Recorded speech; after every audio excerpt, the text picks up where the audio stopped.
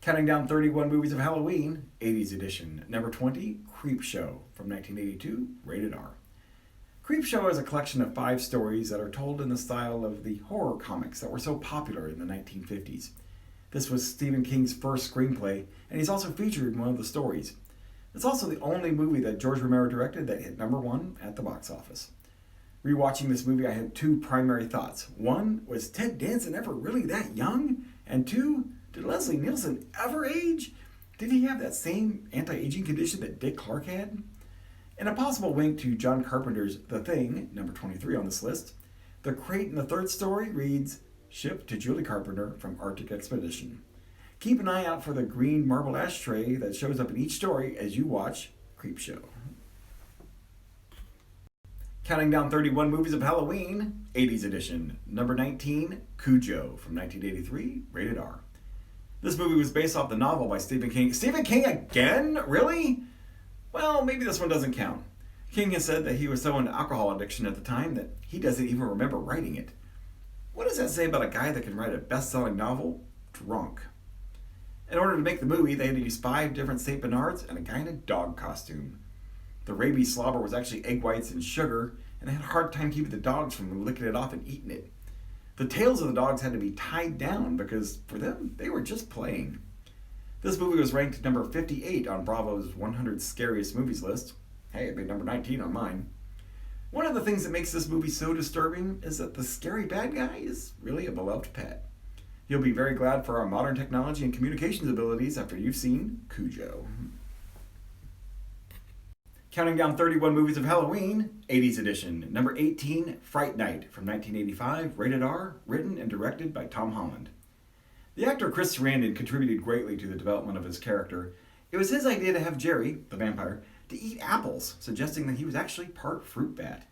It was also his idea to have Amy, played by Amanda Beers, to resemble a long-lost love in order to give him more depth and to not make him just another bad guy. 3 years later, they made a sequel, but these two weren't in it. Chris Sarandon was busy with the movie Child's Play, later in this list, and Amanda Beers was busy with the TV series Married with Children. Fright Night was the second highest grossing horror movie of 1985, but the sequel didn't do so great due to a limited release. Most people didn't even know the movie was made till it hit video store shelves. I didn't even watch it till a few days ago, but you know what? It's not bad. I recommend you watch both as a double feature Fright Night. Counting down 31 movies of Halloween, 80's edition. Number 17, A Nightmare on Elm Street from 1984, rated R, written and directed by Wes Craven. This was Johnny Depp's first movie, and one of the reasons he got the part was that Wes Craven's daughter said he was dreamy. Of course, considering the movie, that's kind of punny. And random trivia, this movie was filmed in just 30 days with a budget of $1.8 million. They used 500 gallons of fake blood. The name Elm Street's never even mentioned. And the movie that Nancy's watching trying to stay awake is The Evil Dead, number 31 on our list. Freddy Krueger was number 40 on AFI's 100 Years, 100 Heroes and Villains list. This movie also made the list of 1001 movies you must see before you die, and was number 11 on Entertainment Weekly's 25 Scariest Movies of All Time. You'll be staying up late after A Nightmare on Elm Street. Counting down 31 movies of Halloween, 80's edition. Number 16, Halloween 2 from 1981, rated R, starring Jamie Lee Curtis. This is a direct sequel to the 1978 movie Halloween. In fact, the opening scenes are actually footage from the previous movie. The story picks up right where the other one left off and goes on through the rest of the night and into the early morning, so it makes it perfect for a double feature movie night. So far, there have been 11 Halloween movies, and Jamie Lee Curtis has been in 5 of them, and each in a different decade. In the late 70s and early 80s, Jamie Lee Curtis was in several horror movies, and she'd become known as the Scream Queen. So be sure to watch Halloween, and then stick around for Halloween 2. Counting down 31 movies of Halloween, 80's edition. Number 15, Twilight Zone, the movie from 1983, rated PG. PG? Really? What is this, like the second movie on the list that's not rated R? This is a collection of 4 stories, all by different directors, and it's their version of a classic story from Rod Serling's TV show, The Twilight Zone. It had been planned that the main characters would all meet at the end of the movie, but that plan had to be scrapped. So instead, Dan Aykroyd opens and closes the movie. Sadly, 3 actors, including Vic Morrow, were killed in a helicopter crash during the filming. But don't let that tragedy keep you from a trip through the Twilight Zone. Counting down 31 movies of Halloween, 80's edition. Number 14, An American Werewolf in London from 1981, rated R, written and directed by John Landis.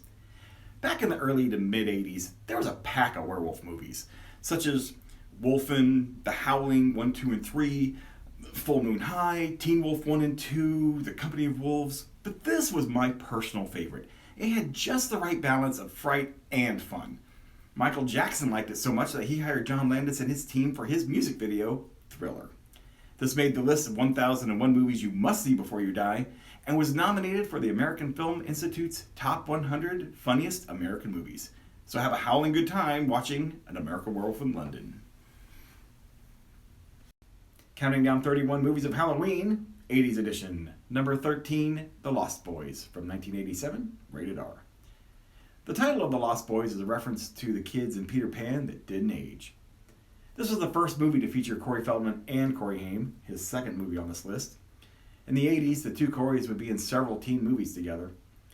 Today, video stores are all but extinct, but in this movie, we get to see what they were like.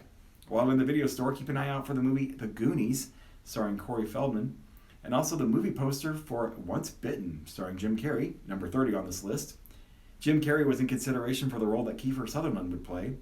His father, Donald Sutherland, would later be in the movie Buffy the Vampire Slayer, and in the TV version of Buffy, they often used the phrase "vamp out" that was invented for the Lost Boys. Counting down 31 movies of Halloween, 80's edition. Number 12, Child's Play from 1988, rated R. This is the second movie on the list for both director Tom Holland and actor Chris Sarandon. Both worked on the movie Fright Night, number 18. This movie was inspired by a Twilight Zone episode called Living Doll from 1963.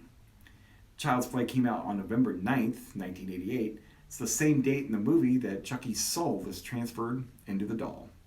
After the third movie, Chucky's name is incorporated into the movie titles, and there are a total of 7 Chucky movies, with rumors of a TV series in the works.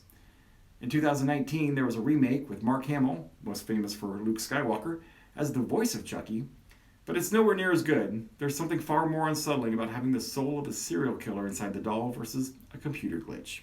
Skip the remake and watch the original Child's Play. Counting down 31 movies of Halloween, 80's edition. Number 11, Psycho 2 from 1983, rated R, starring Anthony Perkins. This is the sequel to the 1960 movie Psycho, and it's considered an all-time classic horror film from the master of suspense, Alfred Hitchcock. This movie picks up the story of Norman Bates 22 years after being sent to a mental institution, and it's more of an 80s slasher film versus the more suspenseful Hitchcock films. There were stories that Anthony Perkins had no interest in reprising his role for the sequel, but later changed his mind once there were rumors that Christopher Walken would be taking over the role. Anthony Perkins would later go on to do 2 more sequels. At around the 25-minute mark, keep an eye out for the famous shadow of Alfred Hitchcock as you watch Psycho 2.